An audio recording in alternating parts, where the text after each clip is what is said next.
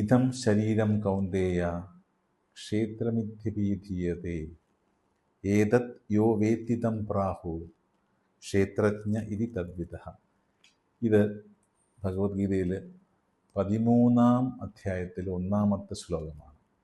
ഭഗവാൻ പറയുന്നു, ഈ ശരീരമെന്ന് പറയുന്നത് തന്നെയാണ് ക്ഷേത്രം. ഈ ക്ഷേത്രത്തിനെ അറിയുന്നവൻ ക്ഷേത്രജ്ഞൻ എന്ന് പറയുന്നു.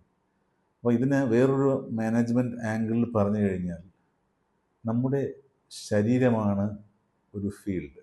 ഈ ഫീൽഡിനെ അറിയുന്നവൻ ആണ് ആ ഫീൽഡിൻ്റെ മാസ്റ്റർ എന്ന് വേണമെങ്കിൽ നമുക്കതിനെ നിർവചിക്കും. നമ്മുടെ ഏറ്റവും വലിയ ശക്തി എന്ന് പറയുന്നത് ഈ ശരീരം തന്നെ. നമ്മുടെ ശരീരത്തിനെയാണ് ക്ഷേത്രമായിട്ട് കണക്കാക്കേണ്ടത്.